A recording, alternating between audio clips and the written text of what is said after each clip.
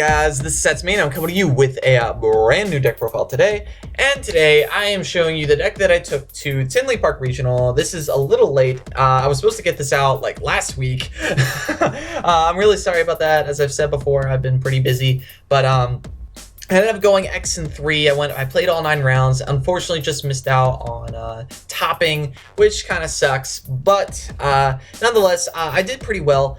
If you want to know like decent matchups for this deck, Cosmo and Super Quantums were by far my easiest matchups. Super Quantums, I don't know how consistent or how playable they are now that Reasoning is at 1.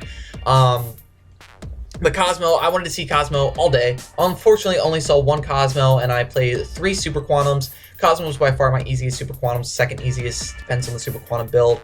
My last match was actually against Super Quantums, and that's where I lost my chance at topping. But they played brilliant Super Quantums, and unfortunately that was the brilliant part was enough to shut me out.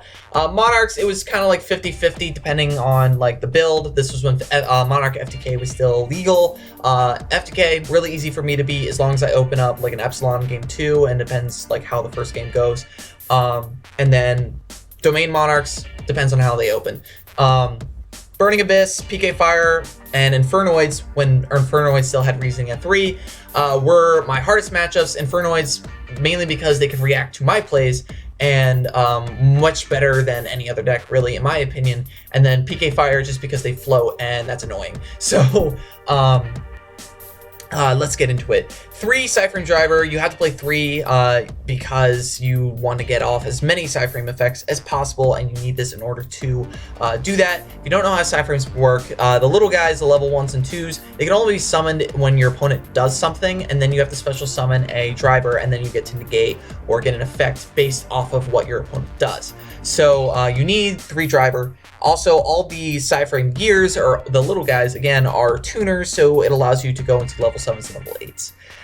3 Psy-Frame gear beta and 3 Psy-Frame gear gamma. These were by far like the MVPs of the entire regional, for me anyway, because beta stopped your opponent. If you don't know what beta does,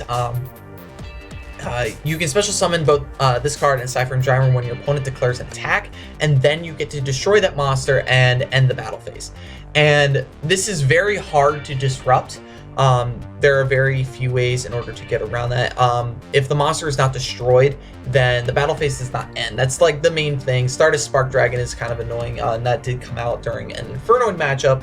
But beta is pretty consistent in stopping the battle phase and giving me more time. 3 Psy-Frame gear gamma. Gamma negates monster effects, and that's really, really useful. Essentially, it's a Walking Solemn Strike, and with the exception of the special summon thing. So gamma is really, really cool for that. 3 Psy-Frame gear alpha. Alpha is the search all for any Psy-Frame card. When your opponent normal or special summons a monster, you can summon him in a driver, and then search out a Psy-Frame card. So that's pretty useful for that. Then I main deck 2 Psy-Frame gear delta. It's probably the worst one out of the main deck anyway. And he reacts to spell cards. You can negate the activation of a spell card and destroy it. This is really good against pendulums. I actually didn't face a single Draco Pal, Perform Pal, Pepe, whatever the hell you want to call it. It's dead, doesn't matter. But I didn't face a single pendulum deck the entire day, so that was pretty interesting. I also played Yosenju's as a bit of an engine. I played 1,1, 2, 3, and 3, 2 in the main deck. Only 1,1 because it has to target, and you need another Yosenju monster on the field in order to activate its effect. So it's really slow in that regards. However, I did get its effect off every once in a while, and allowed me to push for game.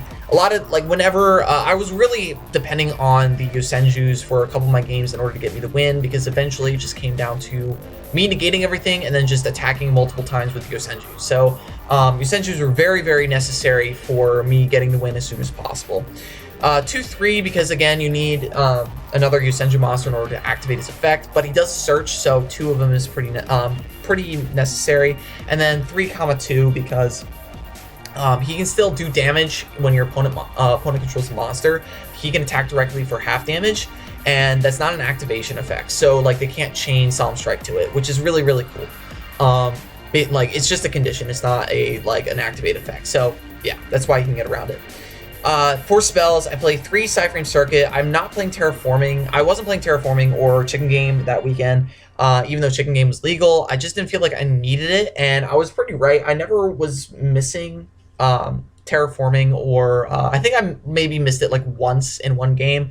And that was really because of a certain scenario that was happening. But I wasn't missing Terraforming, and I definitely was not missing Chicken Game whatsoever. So Psy-Frame Circuit, definitely really useful. 3, Psychic Field Zone. Psychic Field Zone, I wanted to see this card all the time. Mainly because it was just the more consistent version of this.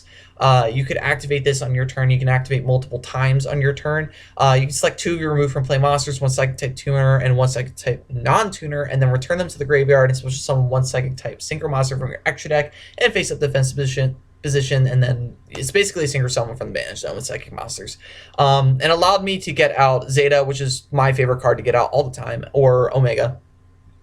And Zone was just really, really good. 2, Psychic Path. When I went into the regional, I only thought I really needed 2. 2 only ever came up in testing, but when I was playing decks like PK Fire, 3, I was missing the 3rd one, and I didn't side it because I didn't feel like, because I was siding it out and testing a lot. So I only used 2, but I probably would have bumped this up to 3. Now 3, Tenki. Tenki is really cool because it searches out all the Beast Warriors. 1 Dark Hole, 1 Raigeki, because most of the time I feel it's empty, and this allowed me to push. 3, Overload. Overload is insane. I really, really liked Overload, just because it allows you to search and allows you to banish cards off the field that are messing with you. 2, Lose One Turn. Lose One Turn is pretty cool. Also, Overload allows you to banish them face down. So, for example, if you're going up against a Monarch matchup and you banish a domain, they can't add it back with an Adea because they can't, technically, they don't know if it's a spell card or not. So, Overload was really awesome. 2, Lose One Turn. Lose One Turn was the win condition against Cosmo and Super Quantums all the time. If you activated this, they really couldn't do anything about it. It was just really funny. Well, of course, unless they went into a Twin Twister, but Lose One Turn was just amazing.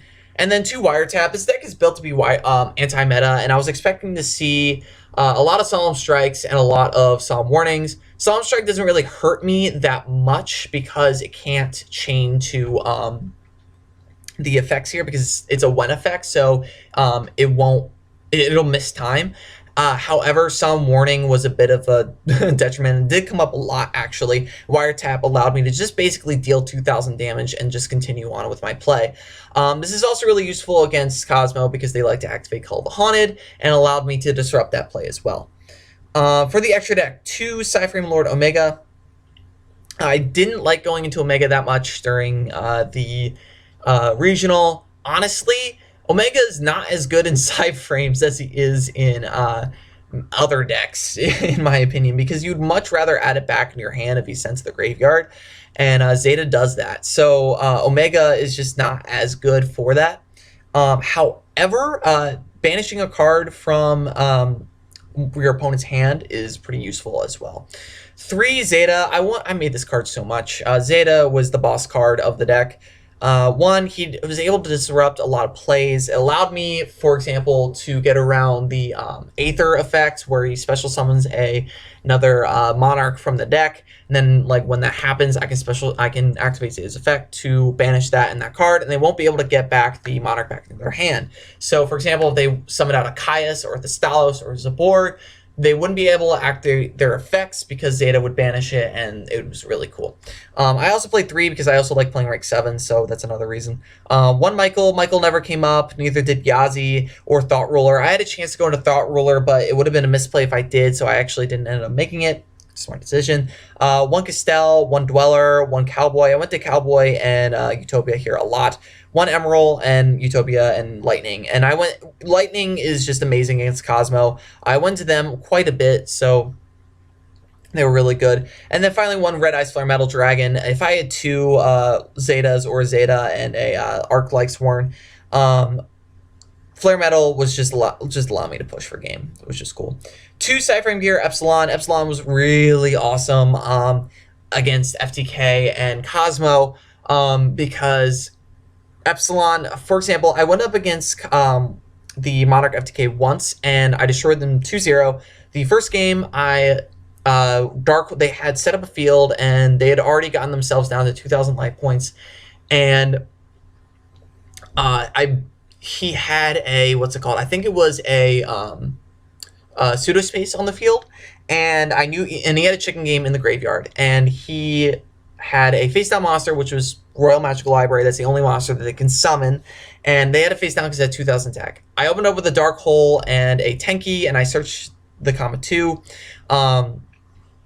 and I Dark Holed the monster he had in the field. Attack with comma 2, down to 200 life points. Couldn't activate Chicken Game, and if he had been able to activate Chicken Game, he would have drawn into a trap card and actually won that game. So that's that. And then the second game, I ended up opening with Epsilon after I set it in. I showed it to him, and I'm like, I win. I can't do anything about it. So yeah.